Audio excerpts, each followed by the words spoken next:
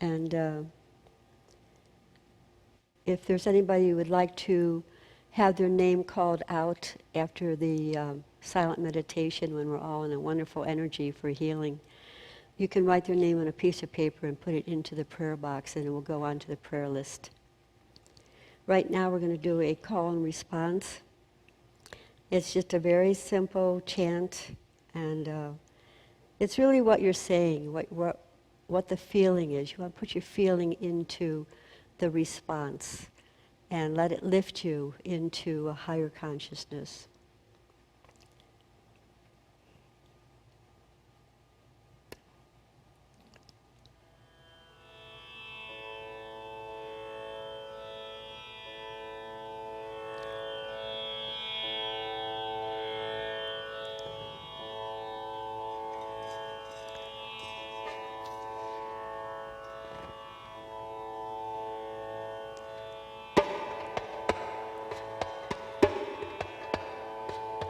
Holy, holy,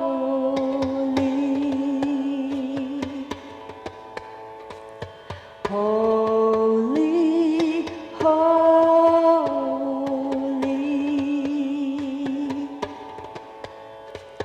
holy, holy, holy,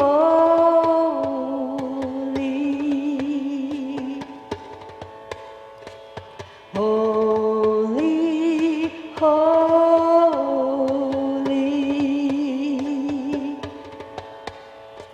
source of all life,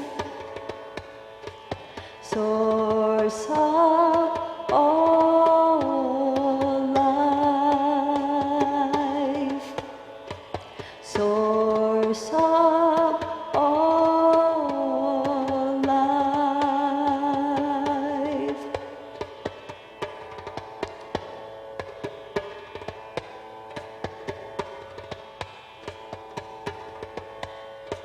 Light of my soul, light of my soul, light of my soul, light of my soul, holy,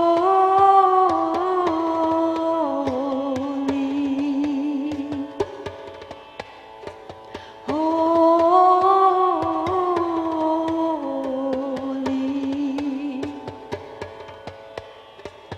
holy,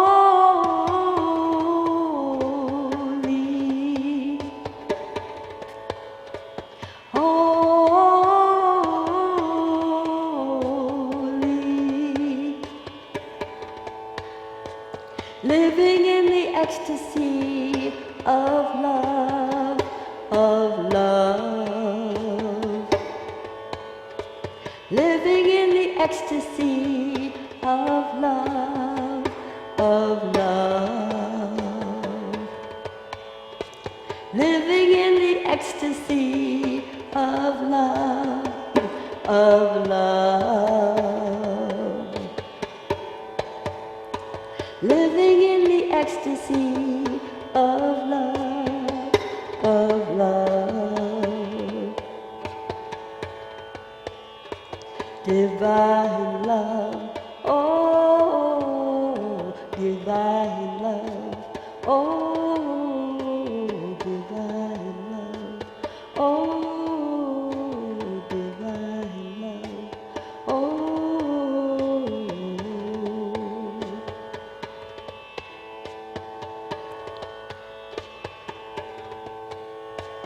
Holy, holy,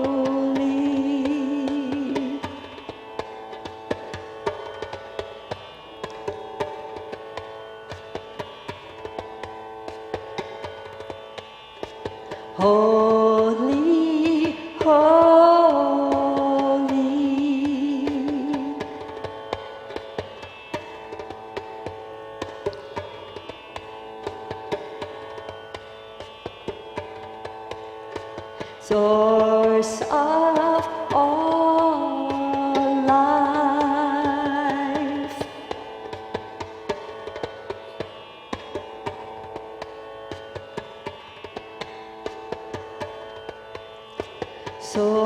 source of all life.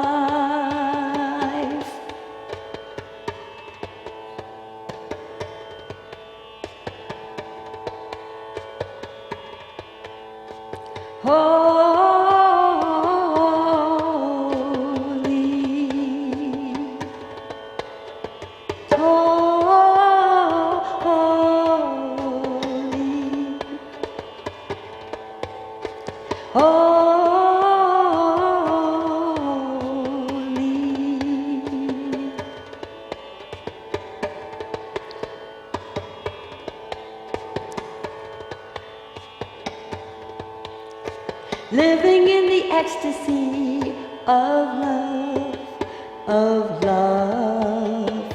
Living in the ecstasy of love, of love. Living in the ecstasy of love, of love.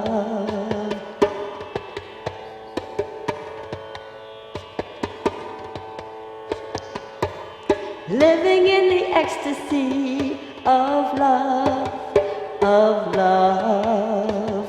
Living in the ecstasy of love, of love. Living in the ecstasy of love, of love.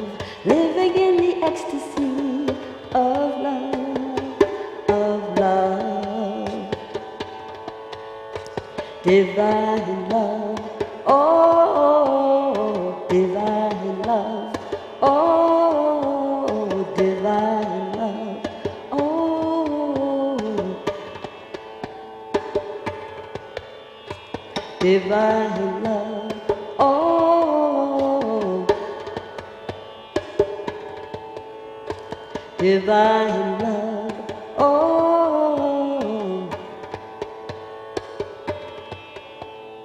divine love, oh,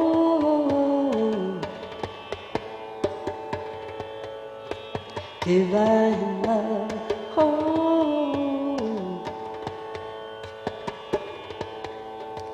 divine love, oh, divine love, oh,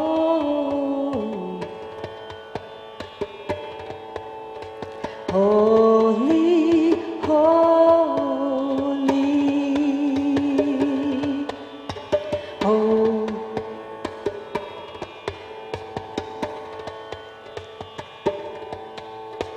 holy, holy,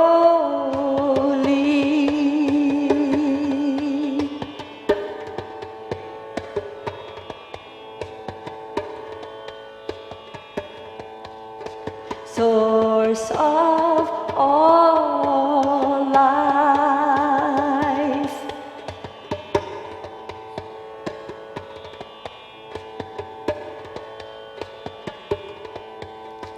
Source of all life.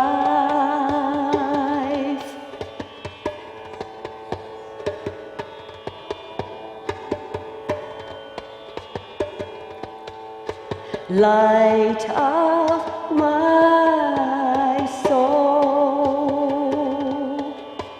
light of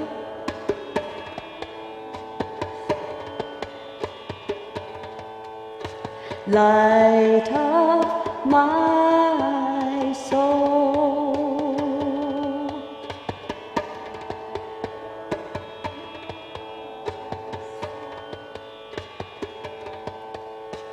Holy,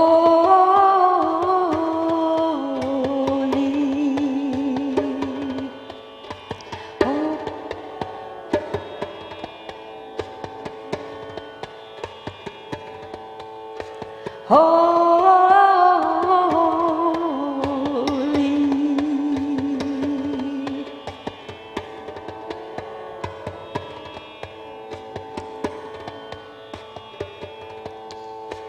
living in the ecstasy of love, of love. Living in the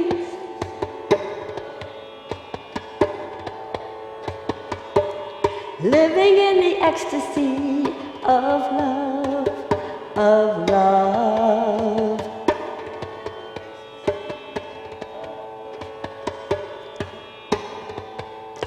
Living in the ecstasy of love, of love.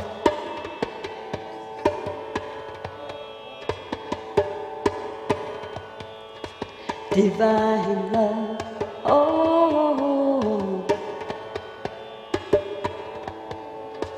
divine love, oh, divine love, oh, divine love, oh, divine love, oh, oh.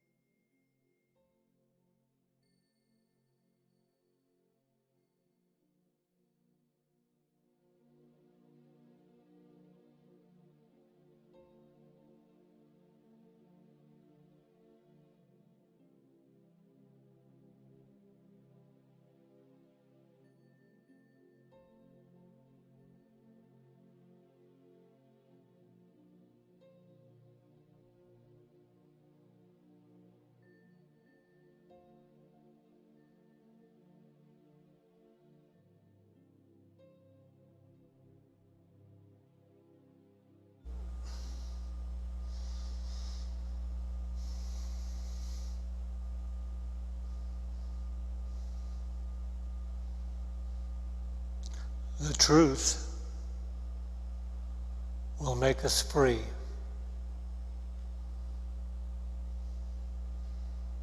And has made millions upon millions free.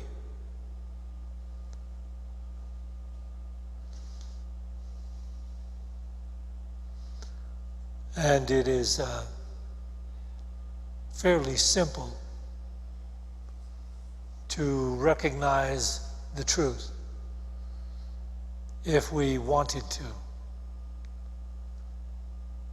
But we are not wanting to.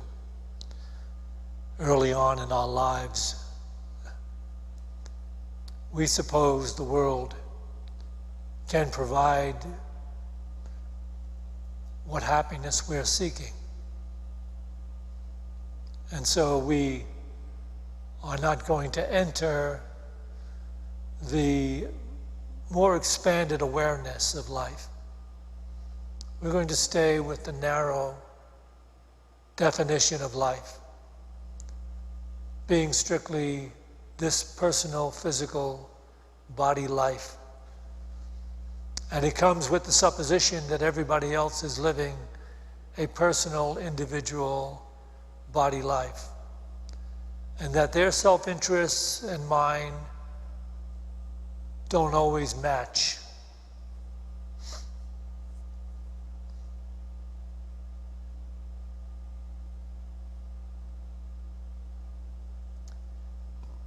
Maybe it's necessary to climb a mountain in Tibet. Maybe it's necessary to take an arduous trek, a difficult trek, to get to the source of the truth. Maybe you have to want it that much to break through the illusions we have collected in our minds. But it comes down to this. Think about this. If it were to be true for you, which it maybe is, because I don't know where you're at. So it may be true for you that on the path of forgiveness through life, we are told that this and only this is one of the main and could be the only path anyone would have to take to come into the enlightened life, the path of forgiveness. So you could actually measure where you're at right now with what I'm about to say.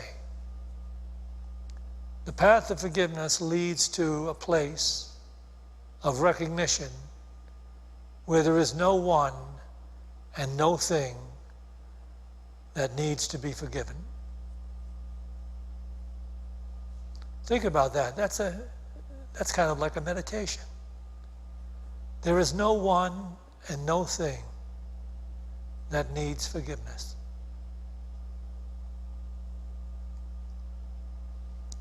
Because the false definition of life must be purified in our own minds. It's not something that we can make happen out there. It's not something we can foist on anyone else. It's only something each of us could do for himself or herself. To recognize this ultimate truth, so simply put, judge not, that you be not judged. For the judgment with which you pronounce, you will be judged. And the measure you give will be the measure you get. If we could grasp that fully, we could see that the difficulty has always been in my own mind and my perception.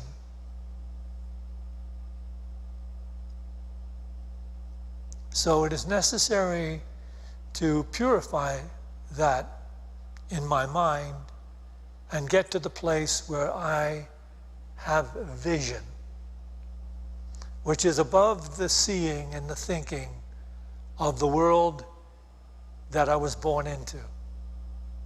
It's above that. For the world I was born into is a world of conflict, fear, separation, fighting, and all the limitations that go with human suffering. That world is the world I was born into. We have to say this to ourselves. And perhaps along the way, some people, some extraordinary people try to teach us the truth or help us understand the truth. I had an English teacher that it was about the 4th or 5th grade that made a marginal attempt.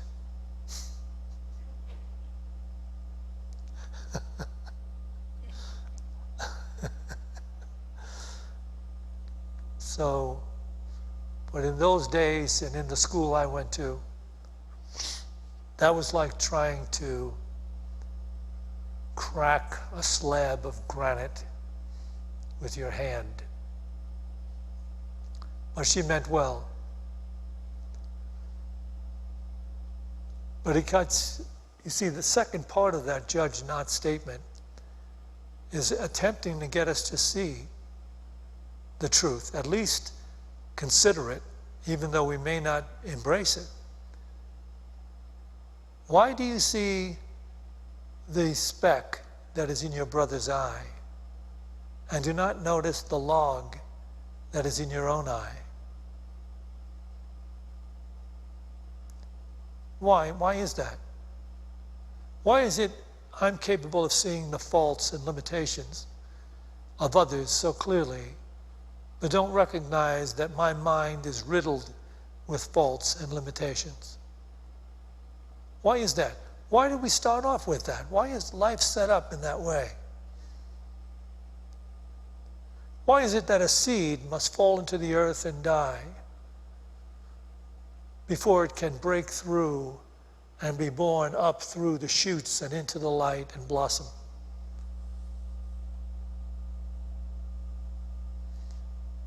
It comes down to soul.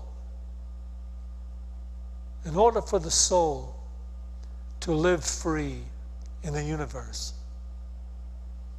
it must choose to live free. It's not ordained by the creator of the universe. It's not foisted upon us to do the divine truth.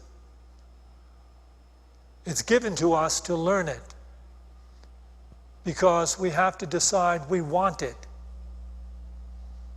We were in the Garden of Delight. That's what the Garden of Eden means in the Hebrew. A delightful consciousness, a beautiful consciousness. And we were told in that garden, and I'll give it to you straight, do not eat of the illusion of separation, that there's you and all that is not you. Don't do that. Don't eat of that fruit that brings you into a life awareness of separation between you and your brothers and sisters and everything else that lives. Why would you separate yourself from everything that lives when I said to you, the day you do that, the moment you do that, you will be cast out of the light and delight of life. And to the degree that you do that, you'll keep yourself isolated from the light and enlightenment and joy and beauty and majesty and insight of reality. But here we are, in the darkness, wondering if we'll ever get out. The seed doesn't know. It merely moves and twists and turns and judges and fears and breaks this way and that way. But then it gets an insight into the vertical. move vertically up through that wall of separation into your higher divine awareness and blossom again in the garden of delight, in the awareness of delight, in which you hold no grievances against anything that lives, in which you are free at last to feel the ongoing majesty of God in every living thing and bestow blessings upon it as you are blessed within it. That's all religion is. That's all that religion ever was. You can take down the cathedrals and get rid of the fancy robes and get rid of the ministers and the priests. It's not necessary. If people want to choose the light of truth. So that's what's going on. John the Baptist said it 2,000 years ago. He said, I'm not. They said, are you the Christ? He said, I'm not. I'm not worthy to tie his sandal. For he who is within you is the Christ. The truth resides within all of you. It came with your life, your gift, which is life, from God, and said to you, you must eventually choose me. I will not force you. I will do nothing to impede you. Someday you will choose me if you are awake in your living. Because living apart from me is living in darkness, is living in separation, is living in fear, is living in blame, is living in judgment, is living in condemnation. So life awaits us in any moment we decide to choose to want it and seek vertically for it. And then and only then can we blossom.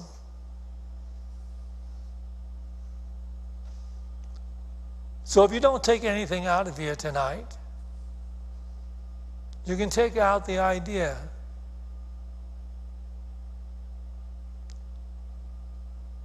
everything I look upon and everything I see is really God. Only God. Why would I think of it in any way but with love and consideration and compassion and forgiveness and blessing? Why would I do that? Because the illusion of feeling special comes with the illusion of separation. The illusion of being special is the illusion that I know better,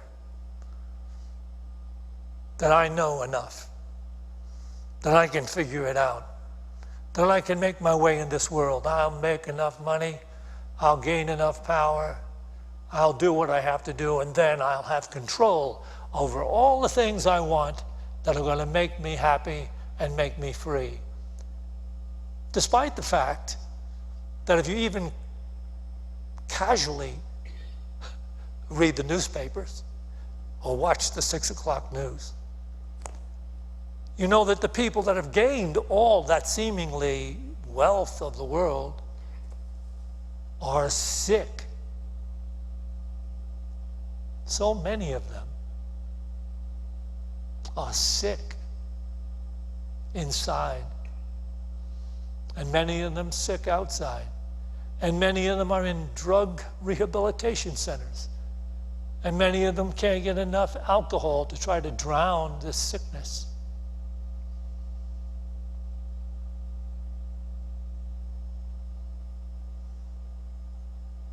So you see, the darkness and the suffering for a long time is our teacher. Because we keep thinking we'll create another game plan. This one hasn't worked, but I can create another one or another one.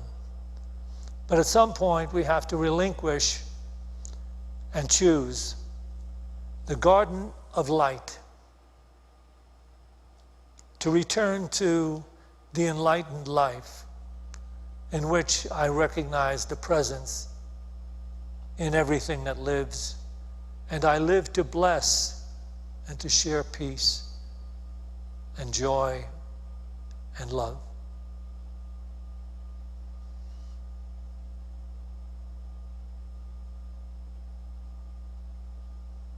So it gets to that place where there's nothing and no one that needs forgiveness from me. There's a purification required in my own consciousness so that I can see through the limited expressions that appear to me in the world, see through them and know that I can bless so totally and completely as to heal any relationship. I can bless and love so totally and so selflessly that I can heal any relationship in the world.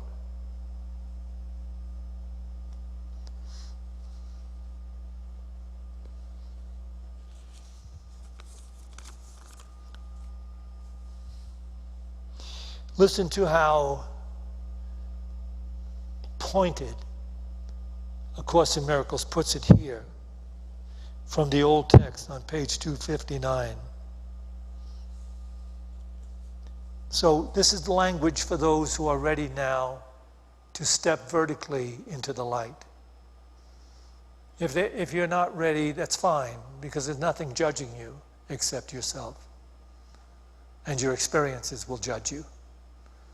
But there is no separate God who's going to condemn you. You're given the freedom to be awake and living, and to finally decide how to live effectively, beautifully, truthfully. So these are the words that come to those who are just ready to hear them. When you accept a brother or sister's guiltlessness, you will see the at-one-ment in him or her. For by proclaiming it in such, you make it yours, and you will see what you sought. You will not see the symbol of your brother and sister's guiltlessness shining within them while you still believe it is not there. Their guiltlessness is your at-one-ment. Grant it to them, and you will see the truth of what you have acknowledged. Yet truth is offered first to be received, even as God gave it first to his Son, which includes everyone. The first in time means nothing, but the first in eternity is God, the Father, who is both first and one. Beyond the first, there is no other. For there is no order, no second or third, and nothing but the first, and the will divine that permeates everything.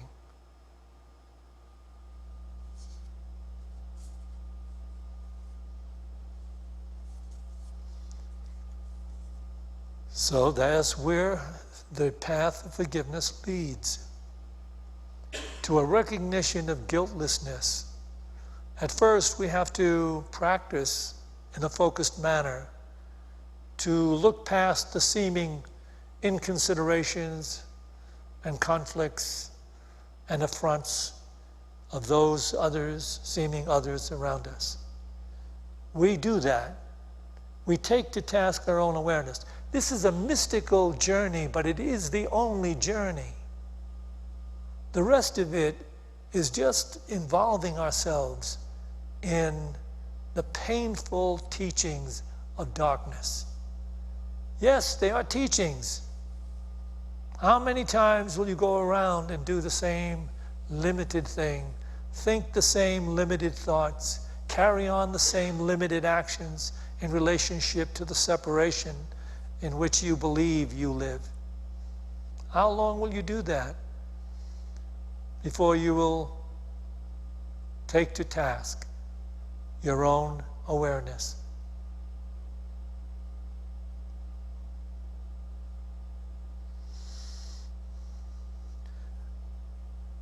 I guess it's hard for that to happen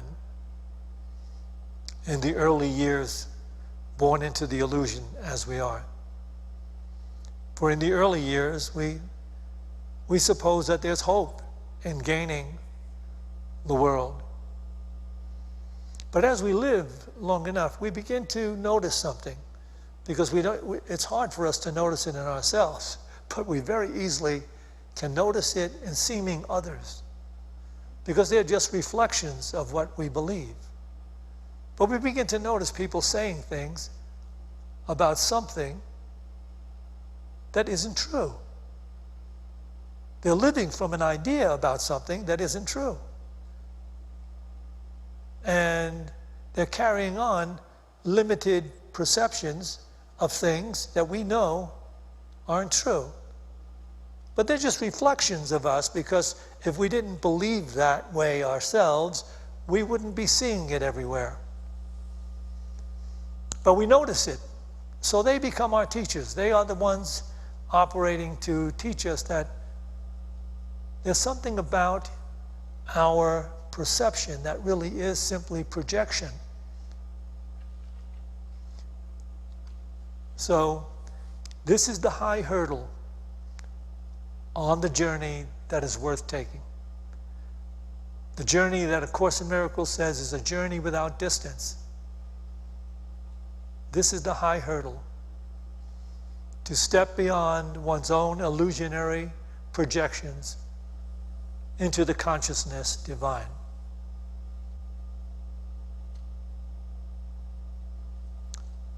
So we'll do that this evening again.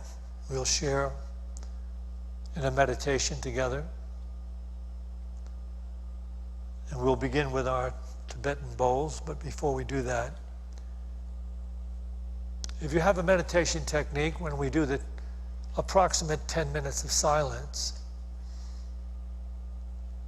if you don't have a particular meditation technique, a breathing technique, or a mantra of sorts, you can use this idea.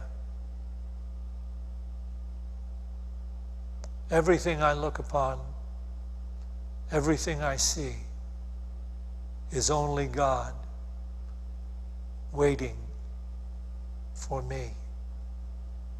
Everything I look upon, everything I see, is only God waiting for me.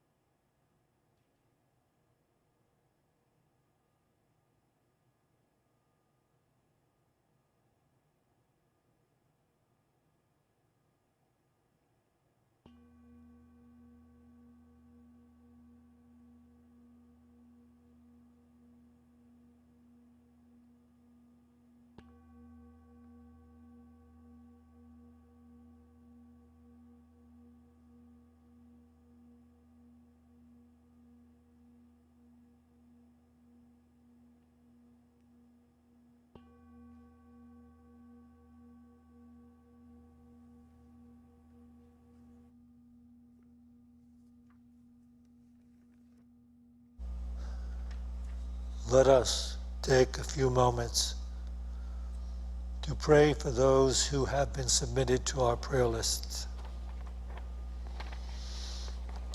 Norma will call the name. If you know the person, to see them healed in every way and filled with the light of God. If you don't know the person whose name is called, just see the name in light. Jason Gray, Jennifer W., Marilyn Murch, Judith, Buddy, Doug, Tim, Sandy, Farouk, S. Daniel, Nickel, Gail Wagner, Steve Taylor, Dennis Drake, Kate Beltrami, people of Hong Kong, the victims and all the relatives and friends of the people affected at El Paso, Texas, and the victims and relatives and friends of the people affected by the outburst in Ohio. John Brocklehurst, Beverly, Sandy, Dell and family, Don Dunnigan, Aunt Garrett, Serenity Ribera, Annie and Ivan, the Nestor family, Dan James, the earth, air, and water, and the people of Russia.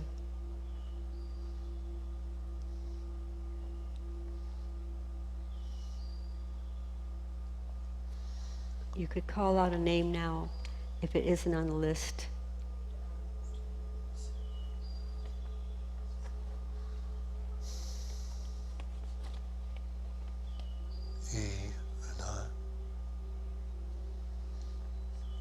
Nola, Iden, Toby, Katya, Yash,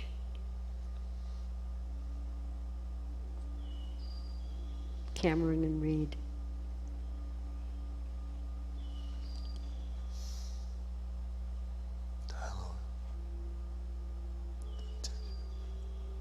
we see this healing light surrounding the prayer box and all the people whose names had been submitted. We see them healed physically, mentally, and spiritually.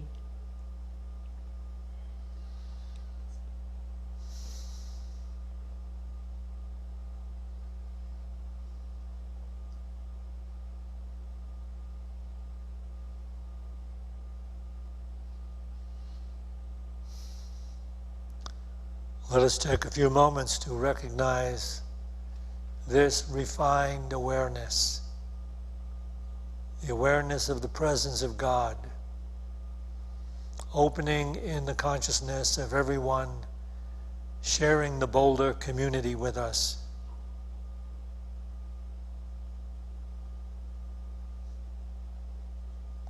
And expanding to all the people who are living in the state of Colorado with us.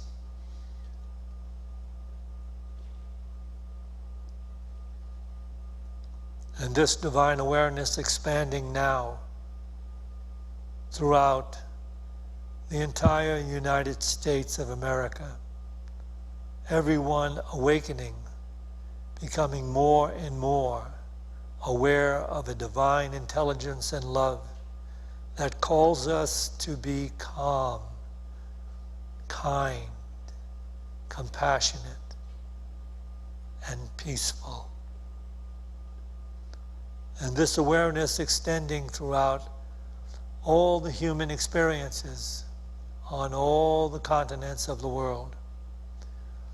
And it reflecting in the divine love and healing of all the creatures on planet Earth. and all the marine life, and the purification of all the waterways, all the minerals, mountains, and forests, coming back into that pristine majesty in which they were created, to be the fruits and the blessings of all that share in the creation of God.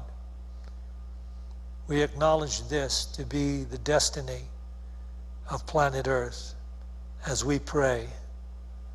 The light of God surrounds us. The love of God enfolds us. The power of God protects us. The presence of God watches over us. Wherever we are, God is. And God is love. To this we say, Amen.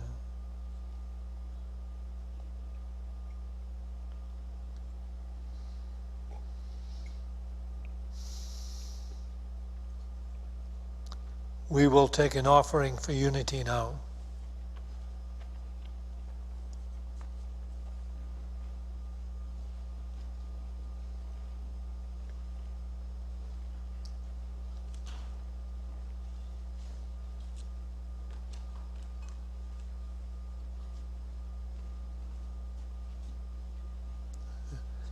As we take our offerings in our hands, let's bless them with this offering statement.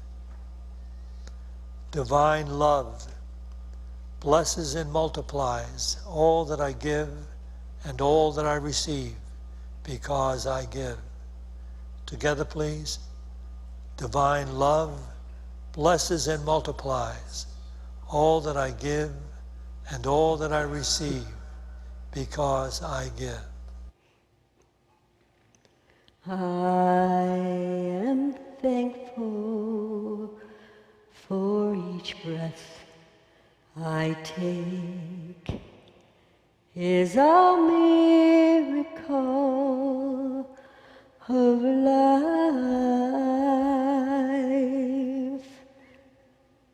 I am thankful for each breath I take is a miracle of life. I am thankful for each breath I take is a miracle of life.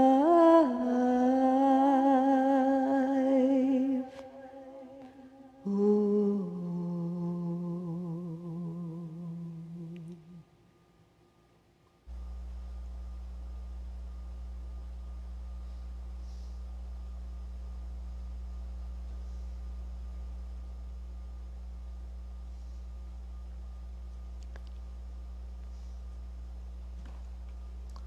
Join me now, please. We dedicate this tithe to the will and the work of the Spirit of truth, the Spirit available to each of us, the Spirit that joins all of us. We dedicate this tithe to the victory of the Spirit of truth. Amen.